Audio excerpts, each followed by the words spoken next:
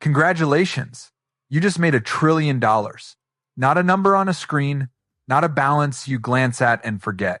1 trillion real dollars, enough to buy a small country, enough to fund a city for half a century, enough that if you spent $1 million every single day, you still wouldn't go broke for another 2,700 years.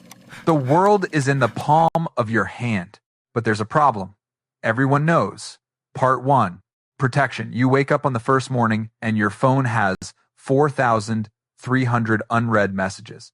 Not from friends, from people you've never met, never heard of, people who somehow know your name, your building, which coffee shop you go to on Monday mornings. You look out the window. There's someone standing on the sidewalk below. 1 person. Then 3. Then, when you look again, 17.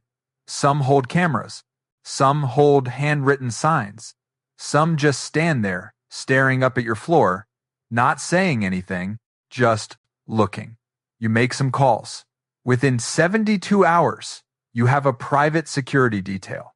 8 operators, rotating shifts, trained for threat scenarios, the kind of protection usually reserved for sitting presidents. Good. You're safe. But your apartment isn't going to work anymore. Not because it's too small, because 8 strangers now sleep in your living room. Part 2. Space. You buy a compound outside the city. 4 acres. Walls, iron gates, cameras at every angle, a guardhouse running 24 hours. You can't see the road from the bedroom window. That's the main selling point. $200 million, less than 0.02% of your net worth. Your accountant files it under miscellaneous. But a place like that doesn't run itself. You need staff, housekeepers, chefs, a property manager, a schedule manager, private drivers, an IT team just to run the security systems, a personal assistant who has her own assistant.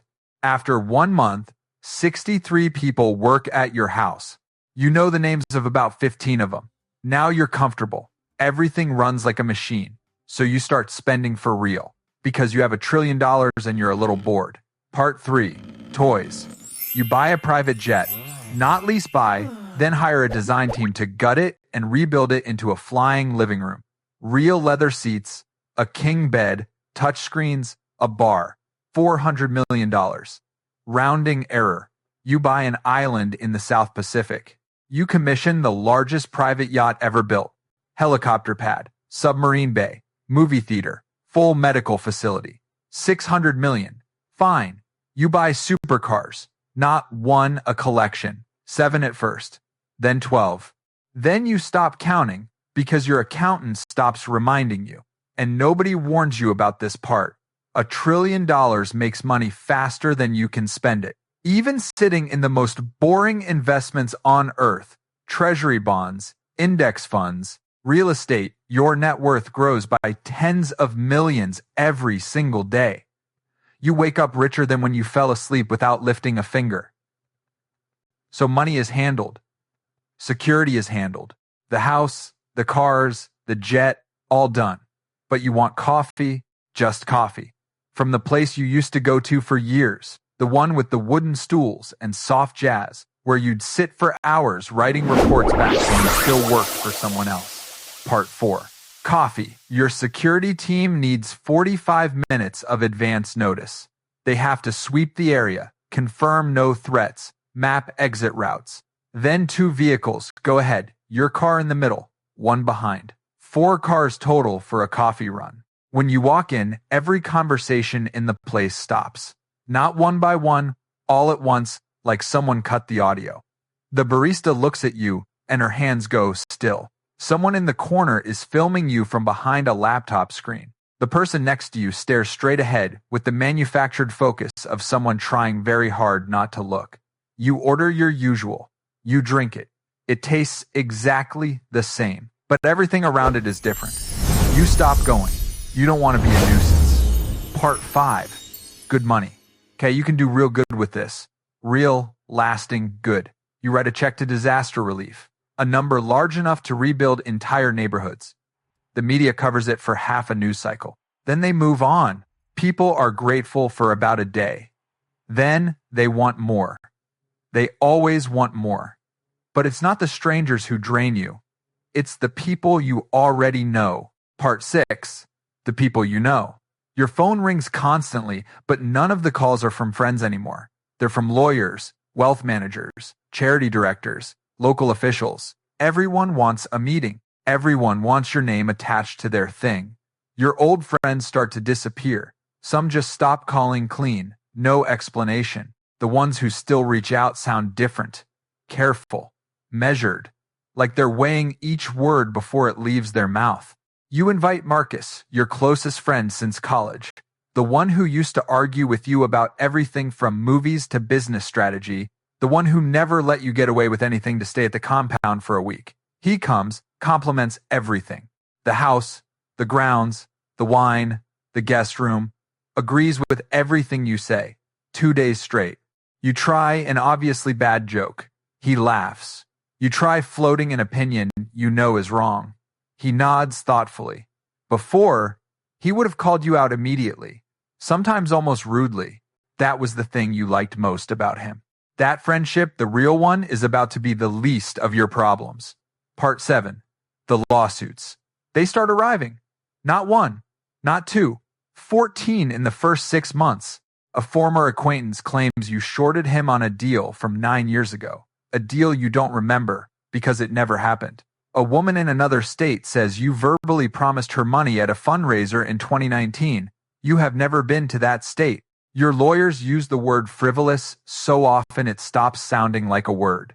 But each case costs 6 figures to fight. Each one puts your name in a headline.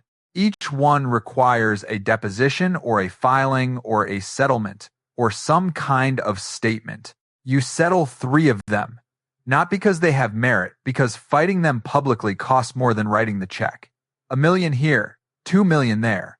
Rounding errors. But every settlement gets reported, and every report invites 5 more lawsuits. Your legal budget for the year crosses $40 million. You have an entire floor of a law firm working exclusively on your cases. You've never met most of the lawyers. Part 8. Her. Then you meet her. Sharp. Funny in a way that catches you off guard. Not the kind of funny that's performing, but the kind that belongs to someone who doesn't need to impress anyone. She doesn't mention the money once. Not the first time. Not the second. Not the third. 3 weeks in, it starts to feel like something real. Then you notice something small. She mentions your island in a conversation you never had with her. She knows your pilot's first name. She knows which car you prefer for the city. Small things. Things a person only knows if they looked you up before you ever met. Which, of course, she did. Everyone does. But now there's a question sitting behind every moment with her. Does she like you? Or does she like this, the compound, the jet, the access to a life she'd never touch otherwise? And once that question gets into your head, it stays. You stop calling. She texts twice. Then she stops too. 2 weeks later, a tabloid runs the story. Inside the Trillionaire's secret romance. Photos of you at the restaurant. Photos of her leaving the compound.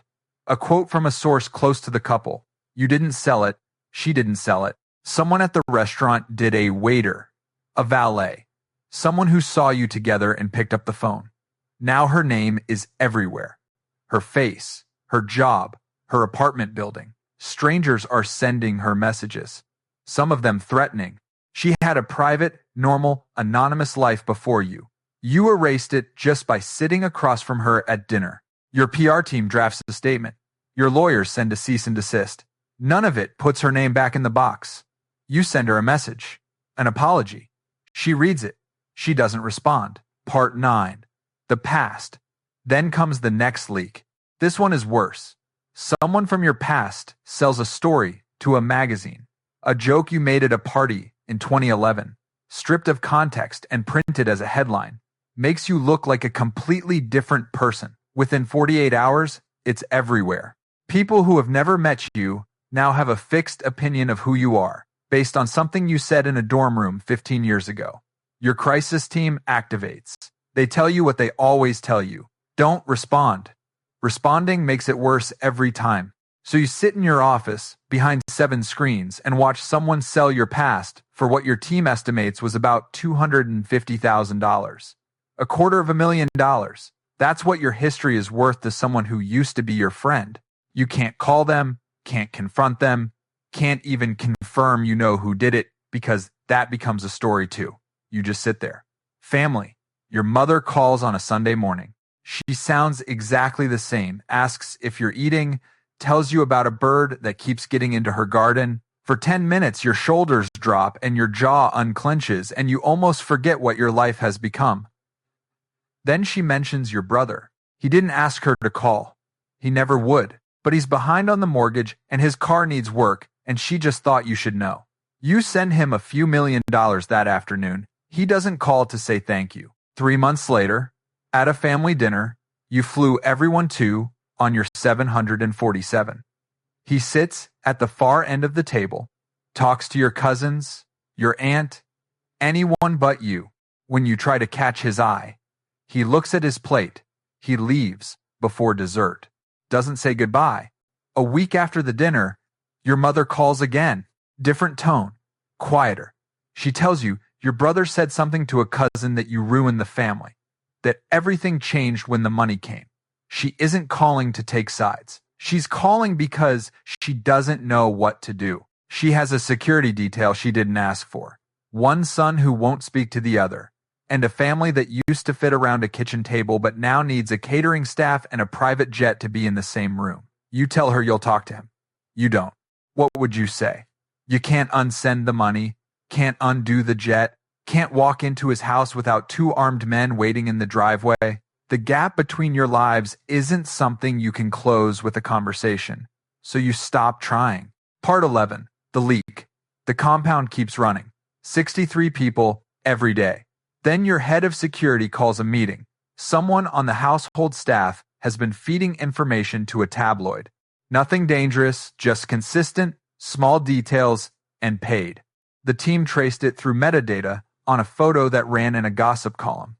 The angle matched a specific window in the East Wing. 3 staff members have access to that hallway. They narrowed it down in 2 days. It's Daniel, the overnight groundskeeper. Been here almost 2 years. You know his name. Once, he held a door open for you in the rain and said something that made you laugh. You can't remember what. He's escorted off the property on a Wednesday morning. Your security team handles it. You watch from the 2nd floor window. He's carrying a cardboard box. He doesn't look up. A man in a suit walks him to the gate. Another man opens it. He gets into a car that's been called for him. The gate closes. You stand at the window for a while after he's gone. Your team hires his replacement by Friday. Part 12. Tuesday afternoon. You take the yacht out. The ocean is so blue it looks fake. Sunset turns everything gold. Dinner is prepared by a chef who trained for a decade in Michelin-starred kitchens. The table is set for 1. You get back to the compound and go to bed early. The master suite is larger than your old apartment. Somewhere around 3 a.m. You're awake. You get up. The compound is dead silent. The theater room empty. 60 seats. The screen is dark. The library empty. You walk the main hallway. The only sound is a faint mechanical hum. The security camera at the end of the corridor adjusting, tracking your movement. You stop. It stops. You take a step. It follows. You go outside. The grass is wet, cold under your feet. You walk to the middle of the lawn. The sky is the same sky you used to look at when you were broke. Same stars. Same depth. Same silence. You used to lie on the roof of your old apartment building and stare at it for hours. The rent was late, and you didn't care. You had nothing, and you were somehow lighter. The stars haven't moved. Everything underneath them has. You stand on the lawn until the cold gets into your bones. Then you go inside. You go back to bed. Part 13. Return. After a week abroad, you land back home. Your assistant meets you on the tarmac. She asks how the trip was. Great, you tell her. Back to the compound. Through the gate, past the guardhouse, past the pool you've used 4 times, past the tennis court you've never touched, past the wine cellar with bottles that cost more than most people's rent. Into your office. where 7 screens display your portfolio, your companies, your calendar, and a news ticker that mentions your name twice in the first 30 seconds. You sit down. Outside, security does a shift change. New faces replace the old ones. The groundskeeper rides the mower across the lawn in slow, even lines. 63 people work here. You are the only one who lives here. And now, the real question isn't whether you'd want $1 trillion. The real question is, who do you become when you get it? Because money doesn't change you. It amplifies what was already there and gives everyone enough light to see it clearly.